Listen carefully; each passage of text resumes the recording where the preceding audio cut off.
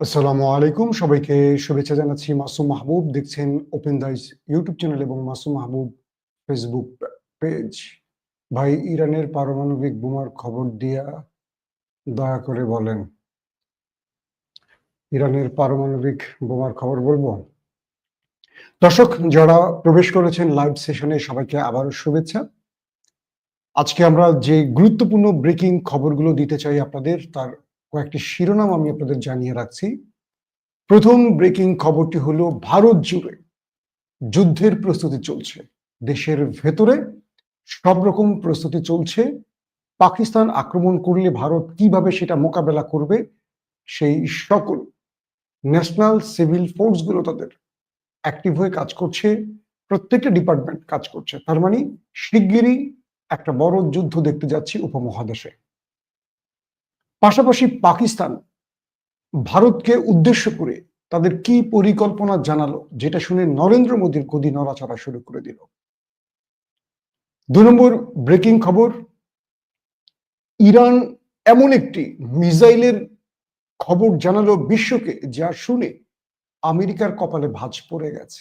অর্থাৎ ইরান থেকে এক মিসাইলে আমেরিকা মোটামুটি লন্ডভন্ড। কোন সেই মিসাইল জানাবো আজকে। ৩ নম্বর ব্রেকিং খবর, দখলদারদের রাফার যে হেডকোয়ার্টার দখলদারদের, সেটাকে উড়িয়ে দিল মুক্তিকামীর দল। পাশাপাশি চায়নাকে বড় রকম সুবিধা দিয়ে আবারও ভারতকে ট্র্যাপে ফেলে দিল মিস্টার ট্রাম্প। ভারত কি শেষ পর্যন্ত মোদিকে হারাতে যাচ্ছে? মোদির ভাগ্যে আসলে কি আছে? চলুন, এছাড়া আরো অনেকগুলো খবর আপনাদের জানাবার চেষ্টা করব। প্রথম যে খবরটি দিয়ে শুরু করতে চাই, ডোনাল্ড ট্রাম্প চীনকে 145% ট্যারিফ যোগ করেছিল। কারণ ডোনাল্ড ট্রাম্পের সাথে বা আমেরিকার সাথে চীনের বাণিজ্যিক যুদ্ধটা চলছে বেশ কয়েক বছর ধরে। চীন আমেরিকাকে 120% ট্যারিফ দিয়েছিল। আমেরিকা দিয়েছিল 145, চীন দিয়েছে 120। যখন ভারতকে রাশিয়া থেকে তেল কেনার উপর ট্যারিফ যোগ করে দিল এবং ভারতের বড় বড় কোম্পানিগুলো তাদের বিশ্ববাজারের কাজ হারাতে শুরু করলো, আন্তর্জাতিক অর্ডার বাতিল হতে শুরু করলো, কোণঠাসা ভারত চলে গেল চীন রাশিয়ার বলয়ের কাছে। আত্মসমর্পণ করলো নরেন্দ্র মোদী। ঠিক সেই সময়টা ডোনাল্ড ট্রাম্প আরেকটা চাল দিলেন। তিনি চীনকে বললেন যে তোমার 145% যে ট্যারিফ যোগ করছি, আগামী 90 দিনের জন্য এটা বহাল থাকবে না, তোমার জন্য মাত্র 30% ট্যারিফ। 145 থেকে এক লাফে নিচে নেমে 30% করে দিয়েছে। ভারতকে কিন্তু 50%। খেয়াল করেন, ভারত নরেন্দ্র মোদীর মিত্র দেশ ছিল, সেই ভারতকে কিন্তু 50% ট্যারিফ দিয়েছে। আর চীন কিন্তু রাশিয়া থেকে এবং ইরান থেকে, দুটো স্যাংশন খাওয়ার দেশ থেকে তেল কিনে চীন, সেই চীনকে দিল মাত্র 145 থেকে নামিয়ে 30%। চীন তারা কি করলো, আমেরিকার উপর থেকে তাদের যে 120% ট্যারিফ যোগ করেছিল, পাল্টা ক্ষোভে পড়ে তারা সেটাকে 10%-এ নিয়ে আসলো। 120 থেকে চীন নিয়ে আসলো 10-এ। আমেরিকা যেহেতু তাকে ট্যারিফ থেকে বের করে দিয়েছে, কি শুধু 30, আমেরিকা 30, এখন চীনের 10। এখন দুটো তথ্য পাওয়া যায়। এক, আমেরিকা কি চীনের কাছে নত হয়ে গেল? বিশ্ববাজারে আমেরিকা বড় চাপে পড়ে গেল চীন রাশিয়ার ভূ রাজনীতির ক্ষেত্রে বা বাণিজ্যিক যুদ্ধের ক্ষেত্রে? নাকি আমেরিকা ভারতকে কোণঠাসা করতে চীনকে এই সুযোগটি দিল, বলো 90 দিন তুমি 30% ট্যারিফ দিবা। এখন তাহলে ভারত কি করবে? একদিকে 15 তারিখ আলাক্সায় ডোনাল্ড ট্রাম্প এবং পুতিনের high voltage match El Clasico দেখবে বিশ্ব। এখানে যদি কোনো কারণে শান্তি চুক্তি হয়ে যায় বা যুদ্ধবিরতির কোনো আলোচনা হয়ে যায় রাশিয়া এবং আমেরিকার, সেক্ষেত্রে ভারতের কি হবে? এই একটি বিষয় আসছে। পাশাপাশি নরেন্দ্র মোদী এই মুহূর্তে সবচেয়ে বেশি চাপে আছে। একদিকে দেশের ভেতরে বিরোধী দলগুলো তার বিরুদ্ধে নেমেছেন, তিনি ভোট কারচুপি করেছেন, ভোটার তালিকায় দুর্নীতি করেছেন। আরেকদিকে আন্তর্জাতিক বাজার থেকে নরেন্দ্র মোদীর উপর একটার পর একটা দুঃসংবাদ আসতেছে। এই খবরটা নেক্সট মানে একটু পরে দেওয়ার আগে আরেকটা খবরে যাচ্ছি। গাজাতে দখলদার বাহিনী পুরো গাজা দখলের জন্য মরিয়া, আর গাজার প্রতিরোধ বাহিনী তাদেরকে মোকাবেলা করে চলছে। বর্তমান সিনটা হলো এরকম। আমরা গাজার সংবাদটা একটু কমিয়ে দিয়েছি, কারণ গাজার ভালো সংবাদ নেই। ওরা দখলে আছে, ওরা প্রতিহত করছে, এইভাবেই চলছে। আর নিরীহ মানুষগুলো প্রাণ হারাচ্ছে, অভুক্ত মারা যাচ্ছে, প্রাণের জন্য মারা যাচ্ছে, খাদ্যের জন্য মারা যাচ্ছে। এই সংবাদ প্রতিদিন দিয়ে আপনাদের মন খারাপ করতে চাই না। আর আজকে কয়েকটা ভালো খবর পাওয়া গেছে এরকম। রাফাতে আইডিএফ এর যে হেডকোয়ার্টার, কমান্ডিং পোস্ট, এটাকে উড়িয়ে দিয়েছে প্রতিরোধ বাহিনী। অর্থাৎ রাফাতে দখলদারা যে কমান্ডিং পোস্ট তৈরি করেছে বা কমান্ডিং হেডকোয়ার্টার, যেখান থেকে তারা যুদ্ধ পরিচালনা করছে, তাদের ট্রুপ ক্যারিয়ার, মার্কাভা ট্যাঙ্ক, তাদের সামরিক বাহিনী, আরো সামরিক অস্ত্র যেখানে মজুদ ছিল, সেখানে প্রতিরোধ বাহিনী মিসাইল অ্যাটাক চালিয়েছে। রকেট, এটাকে মিসাইল না বলে আমরা রকেট অ্যাটাক বলতে পারি, রকেট অ্যাটাক চালিয়েছে একসঙ্গে বেশ কয়েকটি। বলা হয়েছে সেখানে হেডকোয়ার্টারে ব্যাপক আগুন ধরে গেছে এবং ব্যাপক বিস্ফোরণ হয়েছে, প্রচুর হতাহতের খবর পাওয়া যাচ্ছে। শুধু এখানেই নয়, সিরিজ গাজার যে আদার্স প্রতিরোধ বাহিনীগুলো রয়েছে, তারা সিরিজ অ্যাটাক করেছে আরো কয়েকটি দখলদার টার্গেটে। বলা হচ্ছে আজকে দখলদারদের উপর একটা ভালো অমানিসা নেমে এসছে। একদিকে তারা দাবি করছে তারা দখল করে ফেলছে গাজা, আর অন্যদিকে গাজার প্রতিরোধ বাহিনীগুলো তাদেরকে প্রতি মুহূর্তে এভাবেই টাফ টাইম দিচ্ছে। বলা হচ্ছে বেশ কিছু হেলিকপ্টার হতাহতদের নিয়ে তার দেশে ফেরত গেছে। কি পরিমাণ ক্ষয়ক্ষতির পুরো হিসেবটা এখনো আসেনি, নেক্সট কোনো ভিডিওতে জানিয়ে দেব। আসছি তৃতীয় ব্রেকিং খবরে। তৃতীয় ব্রেকিং খবরটি হলো, ইরান দিব না পাকিস্তান দেব? কমেন্টে জানান, আগে কোনটা চান? আগে আমরা পাকিস্তানে যাই, তারপরে ইরানে যাব। পাকিস্তান তো আমাদের কাছে, ইরান তো একটু বেশি দূরে। পুরো ভারত জুড়ে আমার ছেলে এসে দাঁড়িয়ে আছে পাশে, বুঝছেন? সে আমাকে ভিডিও শেষে আবার প্রশ্ন করবে, ভিডিও শুনে আমাকে প্রশ্ন করে। তার আন্তর্জাতিক বিশ্ব নিয়ে তার হ্যাবি জানাশোনা, মানে আমারকে প্রশ্ন করে করে ক্লান্ত করে ফেলবে, তার খুব আগ্রহ বেশি। তো পাকিস্তান, এই যে পাকিস্তান পাকিস্তান কমেন্ট আসছে, পাকিস্তান বিজয়ী হয়েছেন আব্দুর রহিম ভাই। তো মিস্টার আসিম মনির, তিনি আমেরিকায় তো কালকে কি ঘোষণা দিয়েছেন আপনাদেরকে আমি লাইভে জানিয়েছি, কালকে লাইভে। ভারতের ভেতরে তারা এখন সিভিল প্রশাসনকে মাঠে নামিয়ে দিয়েছে। তারা ভারতে পাকিস্তান পাল্টা অ্যাটাক করলে কি কি ক্ষয়ক্ষতি হতে পারে, কিভাবে মানুষকে এক জায়গা থেকে এক জায়গায় সরিয়ে নেওয়া হবে, কিভাবে সেখানে সাইরেন সিস্টেম অন হবে, সাইরেন সিস্টেমের পর মানুষ কিভাবে পালাবে, ব্ল্যাক আউট হলে কিভাবে মানুষ নিজেকে সেভ করবে পাকিস্তানি মিসাইলের হাত থেকে বা যুদ্ধ বিমানের হাত থেকে, কিভাবে ত্রাণ কর্মীরা কাজ করবে, মানুষ পাকিস্তান অ্যাটাক শুরু করলে কিভাবে আত্মরক্ষা করবে, এগুলোর উপর এখন পুরো ভারত জুড়ে সিভিল প্রশাসন কাজ শুরু করে দিয়েছে। বলা হচ্ছে ঠিক অপারেশন সিঁদুরের আগে এই কাজটি করেছিল ভারত, এবং আমরা দেখলাম তার 24 থেকে 48 ঘন্টা পরই পাকিস্তানে অপারেশন সিঁদুর শুরু করেছিল। তো ঠিক এখন ভারত জুড়ে এই কাজগুলো চলছে। ব্ল্যাকআউট কি, কেন ব্ল্যাকআউট হলে কি করবে, সাইরেন কেমন, সাইরেন দিলে কি করবেন, হুড়োহুড়ি করবেন নাকি ফ্লোরে শুয়ে পড়বেন নাকি এইভাবে পালাবেন, সেই পথগুলো, নিরাপত্তা বাহিনী কোন কোন সেক্টরে কাজ করবে, কিভাবে অ্যাম্বুলেন্স মুভ করবে, হাসপাতালগুলো কোন অঞ্চলের মানুষ কোথায় যাবে, এই যে পুরো বিষয়গুলো, এগুলো এখন ভারতে চলছে মহড়া। তার মানে যে কোনো সময় হতে পারে, আমার এই লাইভটি 10 মিনিট পরে, হতে পারে আবার 3 দিন পরে, হতে পারে 7 দিন পরে, কনফার্ম টাইম বলা যাচ্ছে না। তবে ভারতীয় সেনা প্রধানের বক্তব্য অনুসারে এটুকু বোঝা যাচ্ছে শিগগিরই শুরু হচ্ছে যুদ্ধ। পাকিস্তান বলেছে যদি ভারত পাকিস্তানে দুঃসাহস করে আক্রমণ করতে, ভারতকে আমরা একটা বিষয় বলে রাখি, এই যুদ্ধটা এলওসি, লাইন অফ কন্ট্রোল কিংবা সীমান্ত অঞ্চলে হবে না। এবার পাকিস্তান ভারতের ভিতরে ঢুকে পড়বে এবং ভারতের দক্ষিণ, পশ্চিম, উত্তর, পূর্ব বলে কিছু থাকবে না। পুরো ভারতের ভেতরে এই আক্রমণ চালাবে পাকিস্তান।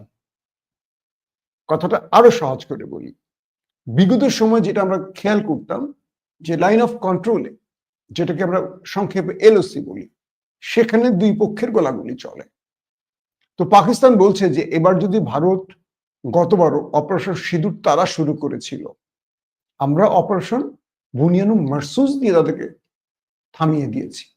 পাকিস্তান বলছে গতবারও আমরা বলেছি যে ভারত শুরু করবে কিন্তু শেষ আমরা করব, এবারও আমরা বলছি শুরুটা ভারত করবে, শেষটা আমরা করব। আর এবারের যুদ্ধটা পাকিস্তান কোনোভাবে সীমান্তে রাখবে না। পাকিস্তান ভারতের পূর্ব থেকে শুরু করবে, দক্ষিণে চলে যাবে। বক্তব্যটা হলো এই টাইপের, এবং পুরো ভারতকে আমরা কাঁপিয়ে তুলব। ভারত যেটা চিন্তা করে না, সেই চিন্তার বাইরের কাজটি পাকিস্তান করতে যাচ্ছে এবার।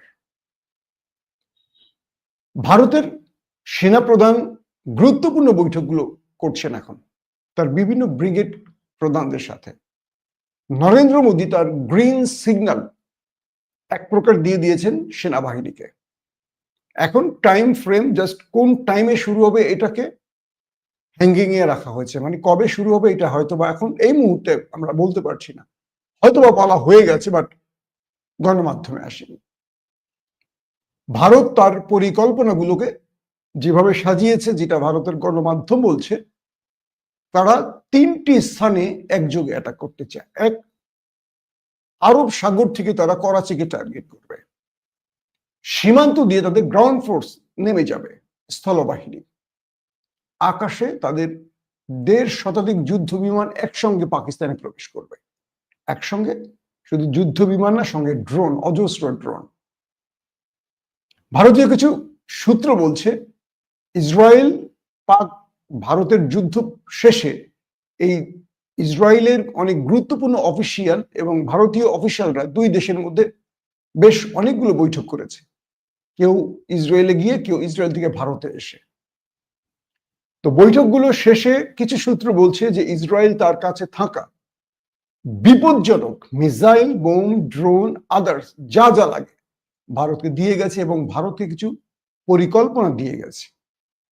পরিকল্পনা নাম্বার 1 যেটা ইসরায়েল ইরানে করেছিল, অর্থাৎ প্রথম অ্যাটাক তারা করতে পারে কিভাবে, পাকিস্তানের ভেতরে থাকা রয়ের এজেন্ট যারা রয়েছেন তারা প্রথমে পাকিস্তানের গুরুত্বপূর্ণ জায়গাগুলোতে ড্রোন অ্যাটাক চালাবে। এখন ধরেন কারা হতে পারে, বিএলএ, টিটিপি, তেহরিকে তালেবান আছে, বেলুচিস্তান লিবারেশন আর্মি আছে। গতকালকের খবর, মার্কিন যুক্তরাষ্ট্রের মার্ক রুবিও তিনি পাকিস্তানের বিএলএ কে সন্ত্রাসী সংগঠন হিসেবে ঘোষণা করেছে। অর্থাৎ বেলুচিস্তান লিবারেশন আর্মিকে আমেরিকা সন্ত্রাসী সংগঠন ঘোষণা করেছেন, গ্লোবাল টেররিস্ট। অর্থাৎ আসিম মনির আমেরিকা সফরে গিয়ে এই কাজটি করে এসছেন। পাকিস্তানিদের অভিযোগ টিটিপি এবং বেলুচিস্তান লিবারেশন আর্মি মূলত ভারতের ইন্ধনে কাজ করে এবং ভারতের অর্থায়নে, ভারতের অস্ত্রে পাকিস্তানকে অশান্ত করে। আবার পাকিস্তানের মধ্যে বলা হয় যে না, এরা বাংলাদেশের মতো স্বাধীন একটি রাষ্ট্র তৈরিতে কাজ করছে, যেমন আমাদের 71-এ আমরা কাজ করেছি। প্রশ্ন হলো, যদি তারা স্বাধীনতার জন্য কাজ করবে তাহলে পাকিস্তানের নিরীহ মানুষকে মারছে কেন? একটা প্রশ্ন থাকে।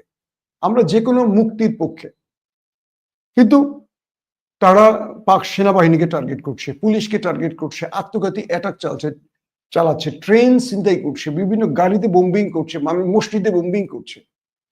এটাকে কোনোভাবে স্বাধীনতার লড়াই বলা যায় না।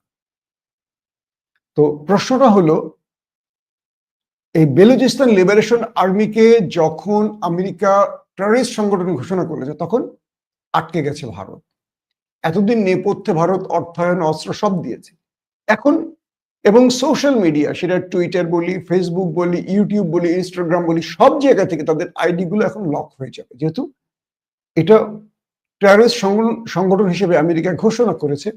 অতএব এদের যত প্রচার সেল আছে, প্রচার মাধ্যম আছে, যোগাযোগ সিস্টেম গুলো আছে, এই কি বলে বিএলএর, এগুলো এখন বন্ধ হয়ে যাবে, এগুলো সব ডিলিট হয়ে যাবে বা বন্ধ করে ফেলবে।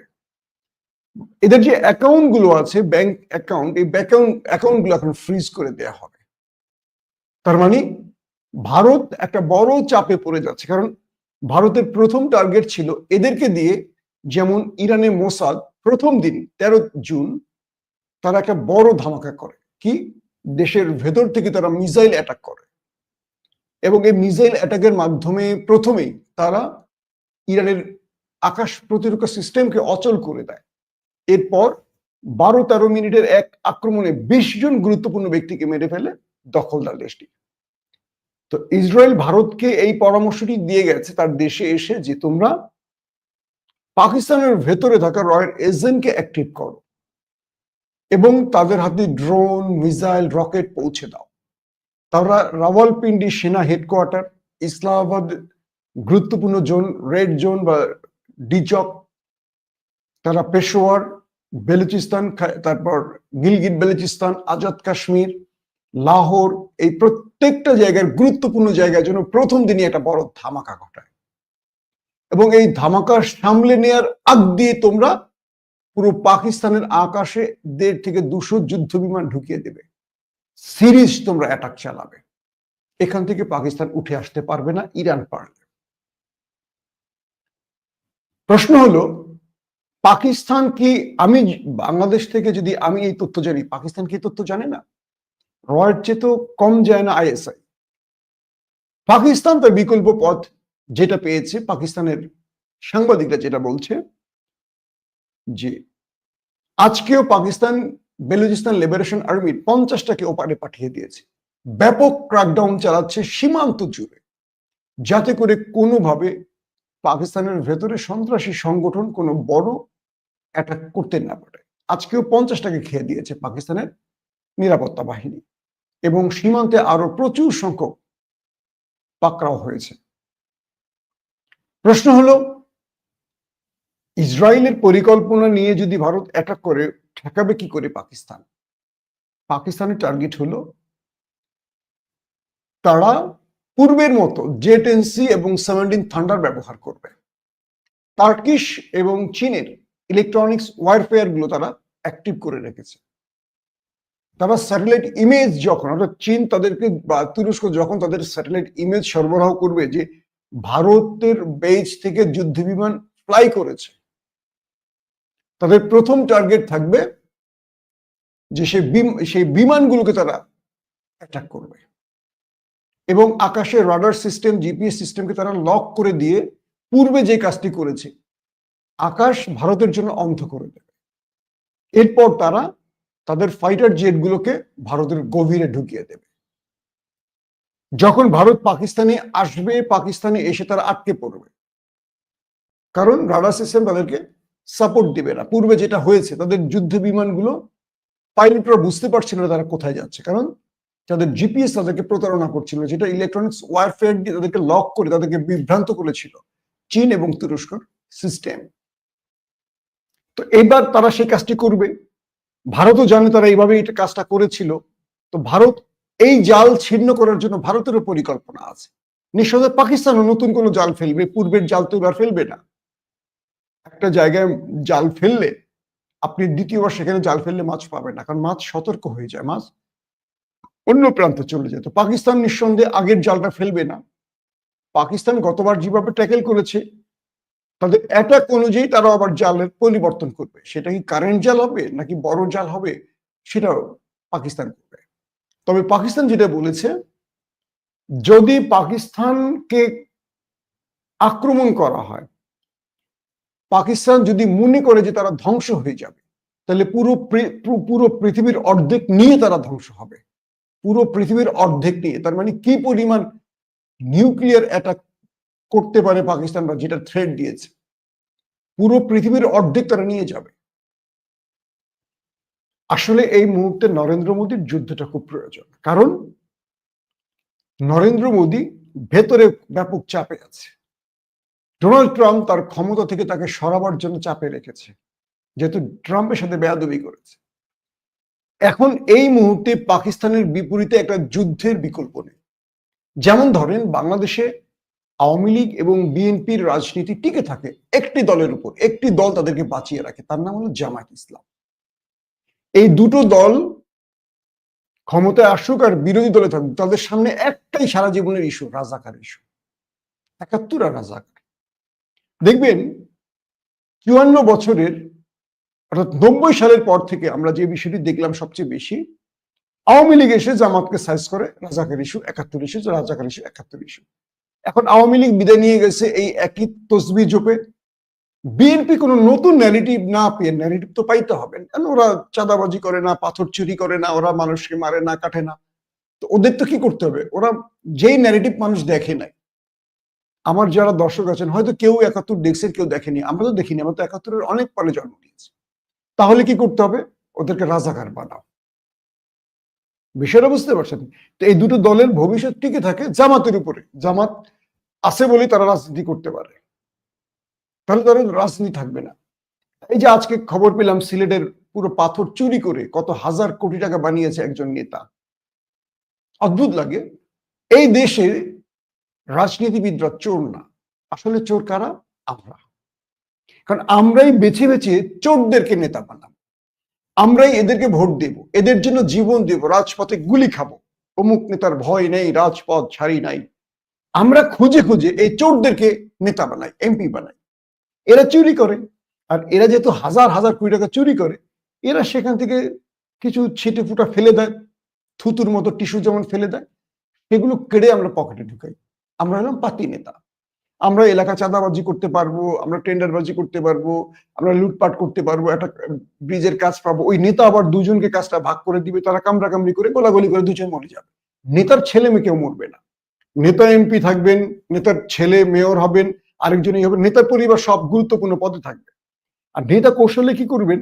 একজনকে বলবে তুই এই রাস্তার কাজ কর, আরেকজন বলবে তুই এই রাস্তার কাজ কর, এরা দুইজনে কামড়াকামড়ি করবে, করে একজন মরে যাবে। নেতা খুব খুশি, একটা শয়তান শেষ, আরেকটা শয়তান তৈরি করবে। এই যে হাজার হাজার পাথর, হাজার হাজার কোটি টাকার পাথর চুরি করলো, শাস্তি কি?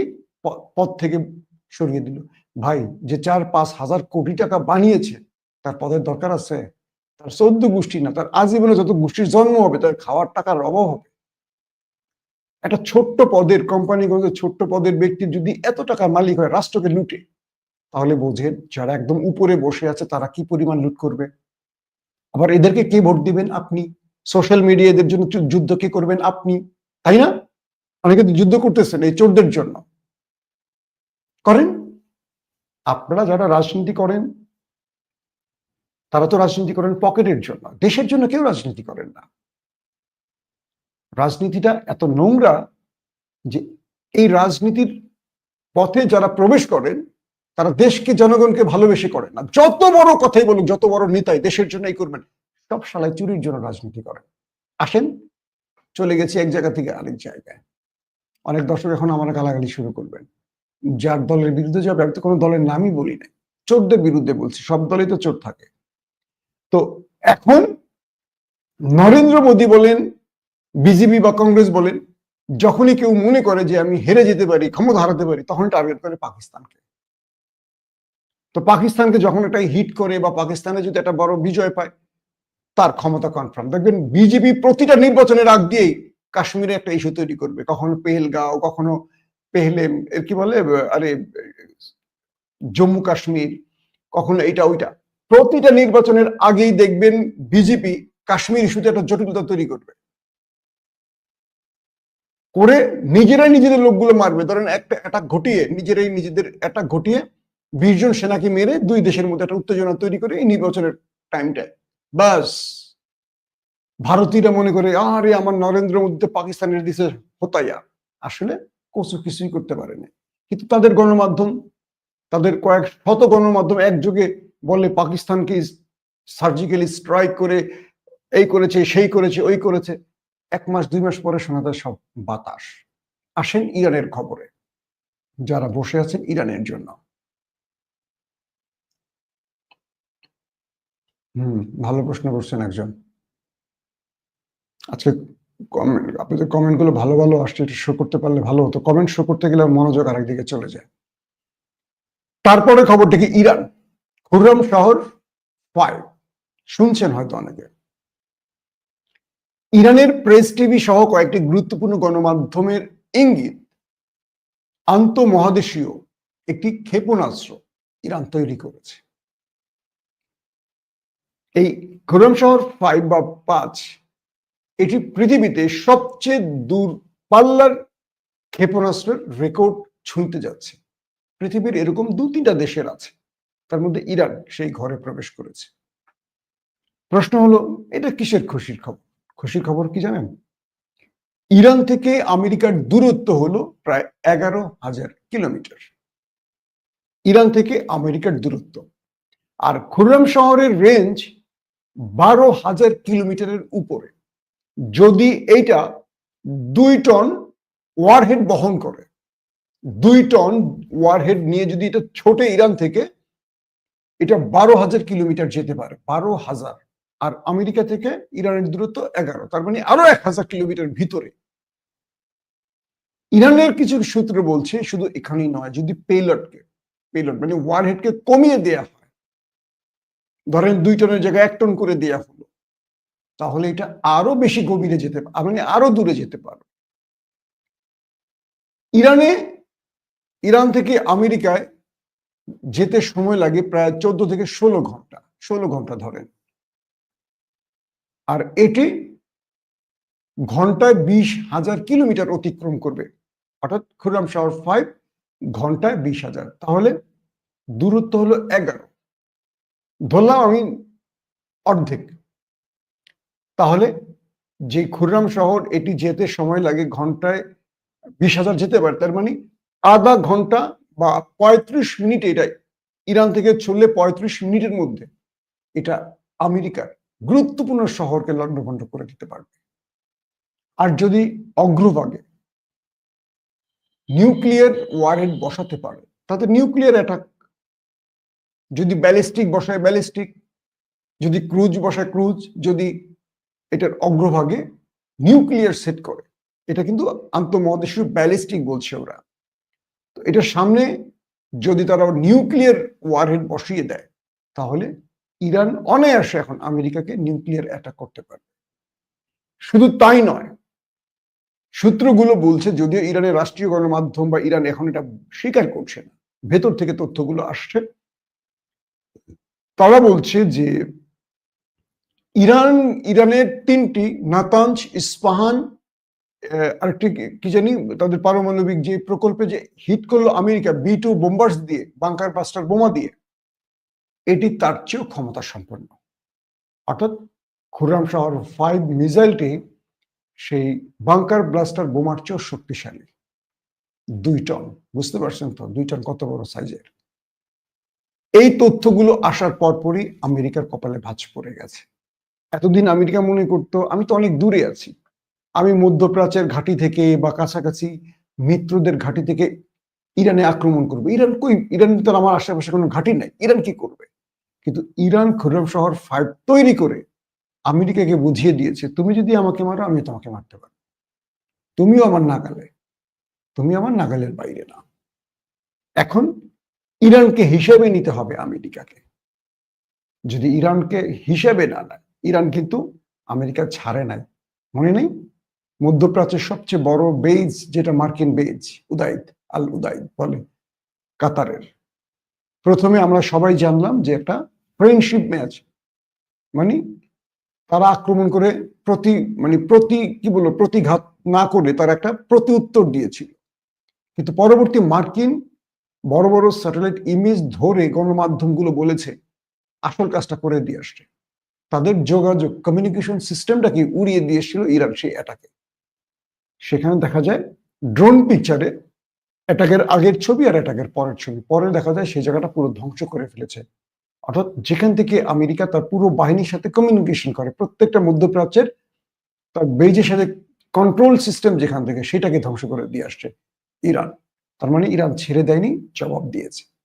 তো সবকিছু মিলে পৃথিবী আবারও কঠিন দিকে এগিয়ে যাচ্ছে। একদিকে আমাদের নাকের ডগায় ভারত, পাকিস্তান, আল্লাহ জানে। যদি পারমাণবিক অ্যাটাকের ঘটনা ঘটে যায়, আমরা যে কি করব আল্লাহ ভালো জানে। পাশাপাশি ভ্লাদিমির পুতিনের সাথে ডোনাল্ড ট্রাম্পের বৈঠক, এখান থেকে শান্তি আসুক কামনা করি। অন্যদিকে ইরান, ইসরায়েল, উত্তেজনা আছেই। সবকিছু মিলে পৃথিবী আবারও ওলটপালট। শেষ করব একটি কথা দিয়ে, আমরা যুদ্ধ চাই না, আমরা শান্তির পক্ষে। কিন্তু আমাদের রাষ্ট্রপ্রধানরা বাণিজ্যিক যুদ্ধের জন্য পৃথিবীকে মৃত্যুপুরী বানিয়ে দিচ্ছে। মানুষের চিকিৎসার জন্য ওষুধ আবিষ্কার না করলেও তারা মানুষকে হত্যার ভয়ঙ্কর ভয়ঙ্কর বোমা তৈরি করছে। সো আমরা আমাদের মৃত্যুর কারণ তৈরি করছি। আমরা আর যুদ্ধ চাই না, আমরা শান্তি চাই। আল্লাহ হাফেজ।